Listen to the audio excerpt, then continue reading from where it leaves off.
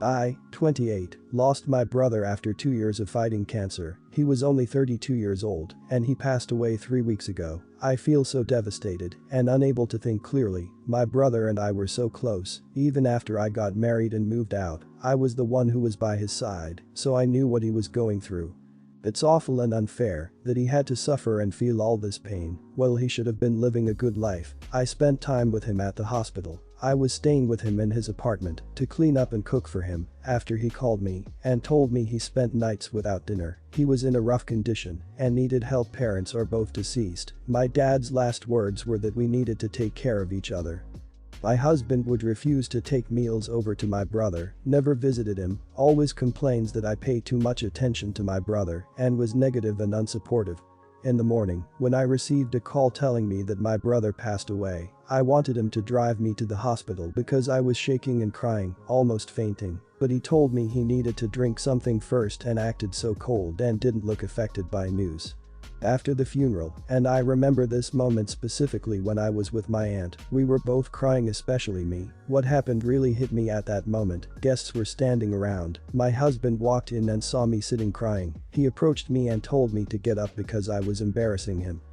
He repeatedly said this and couldn't react right away, but I blew up on him when we got home for what he said and called him inconsiderate and selfish, only caring about appearance. He yelled back at me, saying that I was acting nuts at the funeral and he needed to act, criticized my aunt's and cousin's clothes, and said he regretted even going. We argued for a few minutes and then I went to my brother's apartment to calm down. The next day he tried to apologize and asked when I was coming home, and now he's livid that I still won't go home, and his guilt tripped me into coming home by talking about how much he cared about my brother and that he was affected by this loss as well. Not the idiot, this is grounds for divorce. Not only does it seem he was jealous of the time and attention you gave to your own brother, but he is also shallow and doesn't care about your feelings.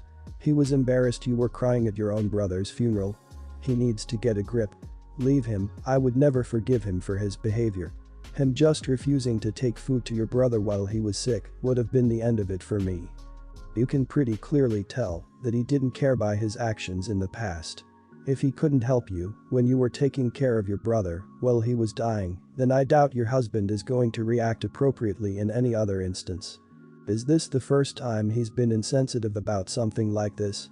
Or is this the first time something emotional has even come up? Also, his backpedaling and claiming you're being unreasonable and that he is also affected by this when you know what you saw is bordering on gaslighting.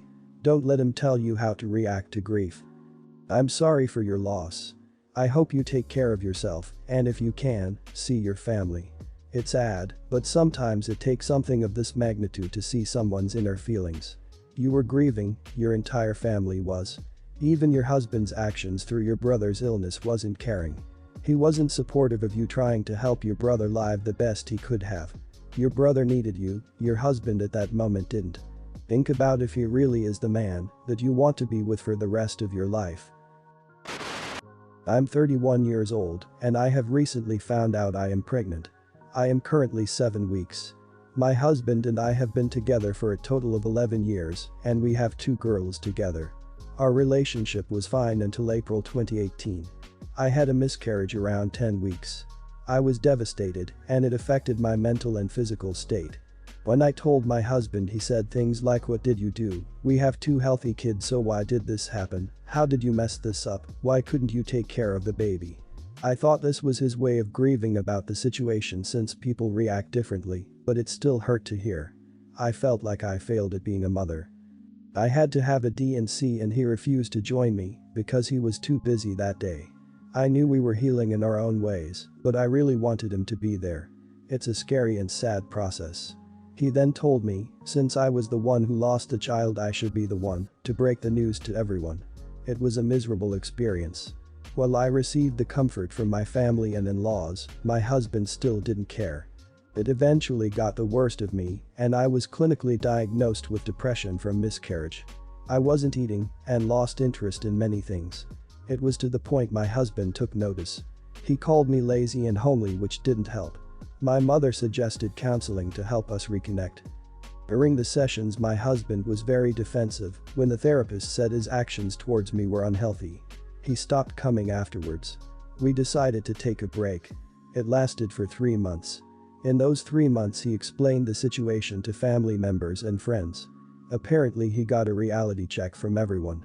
He saw he was being a straight-up idiot towards me and has profusely apologized since then, promised to never verbally abuse me anymore, and couldn't believe how he got away with the nasty things he put me through. We tried therapy again, and I could see the positive outcomes for both of us. He genuinely changed, and we rekindled in 2019 with no problems. That's where this pregnancy comes in. Am I the idiot for hiding this pregnancy? December 11th is my last day of the first trimester. I want to announce it for Christmas, but what if it's too early? To be honest, I want to keep this a secret until I'm 28 weeks. I don't show until then, and it would be better because third trimester babies have a higher chance of survival if anything happens, but I know that's too long of a wait. I also can lose the baby at any time as well, that's why I'm hesitant on saying anything at all. What if I have another miscarriage? What if I tell our families again only for my stupid body to lose another baby? Or worse, what if my husband blames me again and we split for good? I'm actually so scared. I feel better getting this off of my chest, even if it's to complete strangers. Thanks for listening. This is above the Am I the Idiot pay grade. I'd advise you to talk to your counselor and see what they say. You might take your husband to counseling and break the news there with a mediator that isn't family or a friend. One thing to consider is, if you do suffer a loss, are you going to keep that from your husband? If you suffer from depression again, it may be harder to explain then than it is now. I've had 2 losses. It's so hard. So is a D and C. I'm sorry you had to endure those things alone. I hope all turns out much better this time, and you have a safe and healthy pregnancy and baby.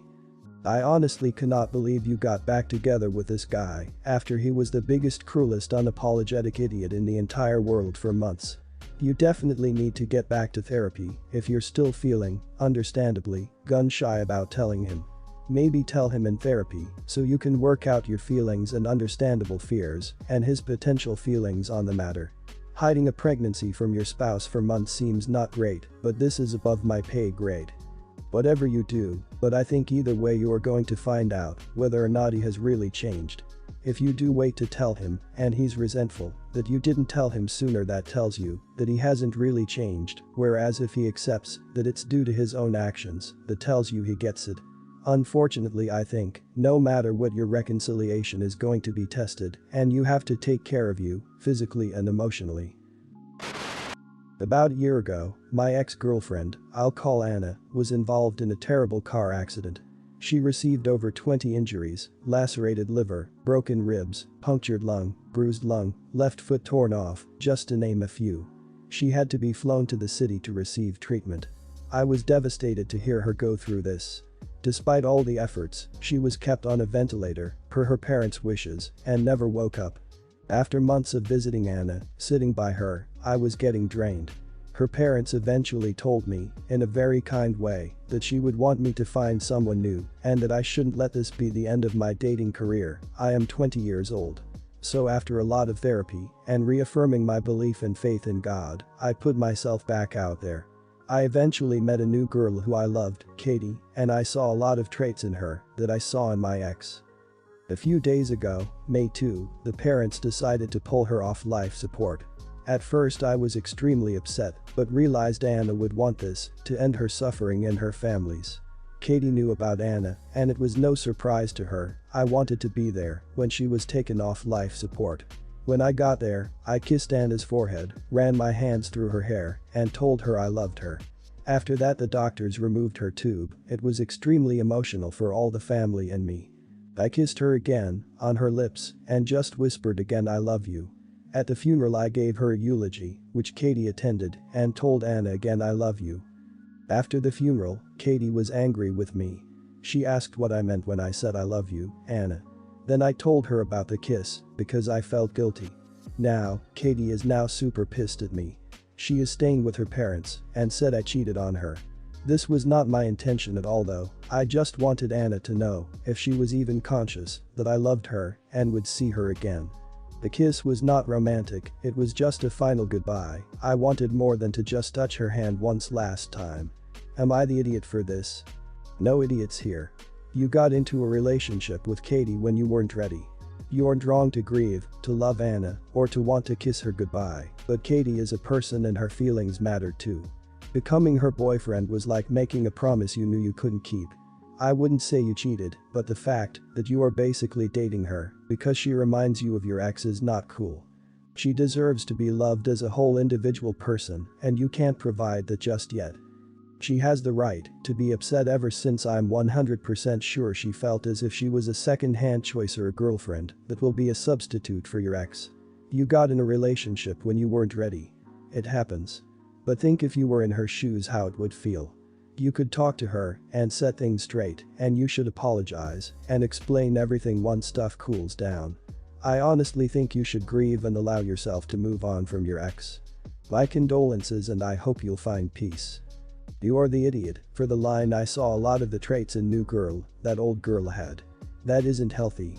New girl isn't a replacement for old girl. She probably feels jealous because that is part of how you see her. You need to get over old girl before dating other people.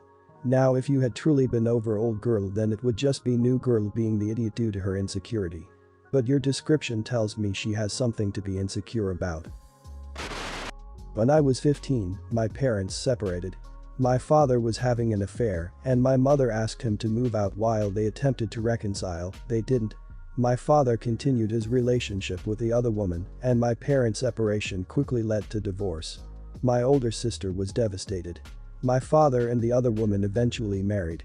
My dad's wife has kids from a previous marriage as well, and over the years my sister and I have attempted to reach out and connect with my dad's new family with mixed success.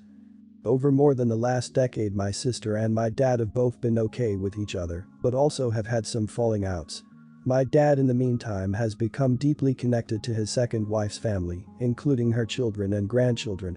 My sister and I have been able to stay somewhat connected to this new family unit over the years, but neither of us has really been able to have a one-on-one relationship with our father.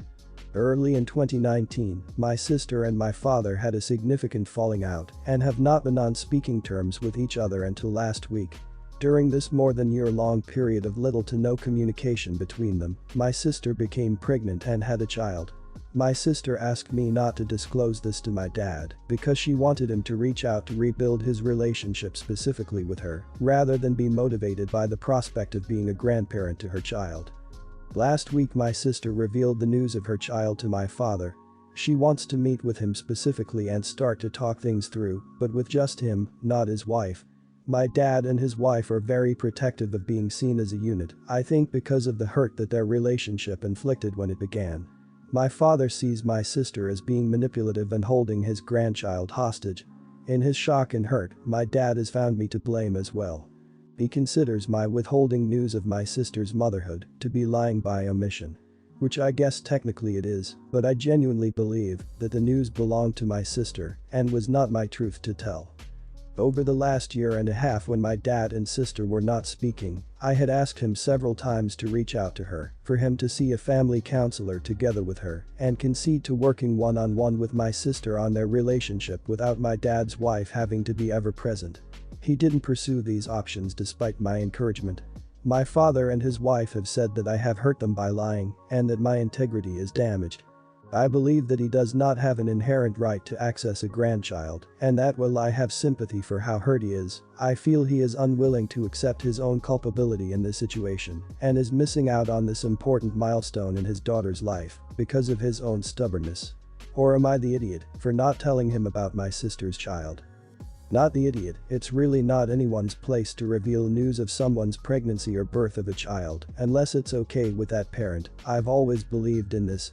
I totally get why your sister made the decision she did. I think your dad and stepmom just want to divvy up the blame and take it out on you as well. If your dad had a better relationship with your sister, then this situation wouldn't have happened. People don't usually want to blame themselves for the circumstances they end up in. This is a prime example.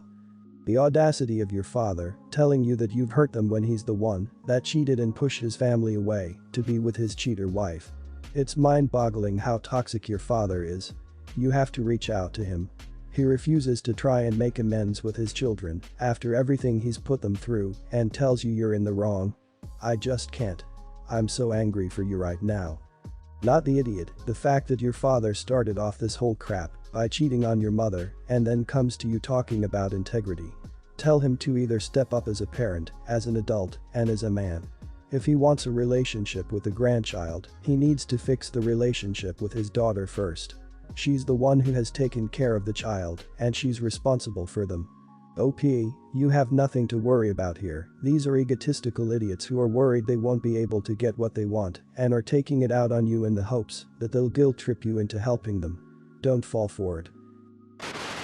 I have a half-sister, Diana, who is more or less estranged from me, originally by her choice. Our dad married my mom 3 years after his late wife, Diana's mom, passed away. Diana was 7 at the time, but she bonded very quickly with my mom. They still have a good relationship. Our parents had me a year later. Growing up, Diana made it very clear she did not consider me her sister. She even outright told me I would never be family multiple times growing up. When I was a kid, this used to really hurt me, and our parents tried very hard to get us to bond and even sent us to family therapy, but it never seemed to make a difference to Diana. When she was 24, I was 16, she married a wealthy man. They had a destination wedding. As her husband was paying for everything, she refused to let me come, and I was forced to stay at home for 2 weeks, whilst the rest of our family, including cousins from my mom's side, enjoyed themselves. She then showered our parents and other family members with expensive trips and luxury gifts and intentionally mentioned them around me. She had 2 children who she refused to let me bond with. When she was 30, her husband divorced her. Diana was devastated and moved back in with our parents. I'm now 25, Diana is 33, and last year I got engaged to my boyfriend. I invited her to my engagement party, and much to my shock, she actually turned up. During the party, she kept making snide comments about how I should watch out for men with money as he'll trade me in for a newer model soon enough. It was humiliating. After that, I decided to stop trying to form a relationship with her, and by extension my nieces.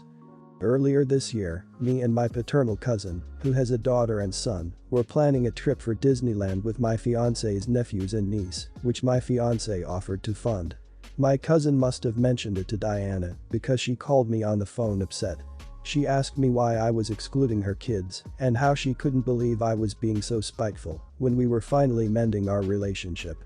This was news to me. After the whole engagement fiasco, I was still angry at her, so I told her the trip is for family, and since we're not family, why would I invite you? She hung up on me. I received a call from my dad a few hours later, and he was furious with me. He asked when I had become so petty and said whilst me and Diana didn't get along as children, we should move past it. He went on a rant about how I was depriving my nieces because I was holding on to a childhood grudge and he expected better from me. He also mentioned the comment I made and said he was very disappointed I would say something like that. My mom called me after to ask me to apologize to Diana and extend an invitation for her, but I refused. The trip ended up getting cancelled anyway, but I still wonder if maybe I was the idiot. Not the idiot. Diana is wanting you to be family when it is convenient to her. The past isn't magically washed away, now she isn't on the top of the heap. Your mom and dad are enabling her bad behavior. Where were they when she was being hateful to you? It wouldn't be depriving your nieces, as it isn't a given anyone should go. I would stay as far from her as I possibly could. You are not the idiot for standing up for yourself, and it seems like your sister and your parents are the idiot here. From the sounds of it, your parents are enabling her, and they are also the idiot for having not stood up for you in the past either, at least that's what it sounds like. Your sister is a complete and utter immature person for being so bratty like some high school popular girl wannabe, and then swapping that out for a victim complex when it benefits her. If you're in a position to do so, go no contact with her, and if your parents continue to mistreat you too, then with them also. The blood of the covenant is thicker than the water of the womb.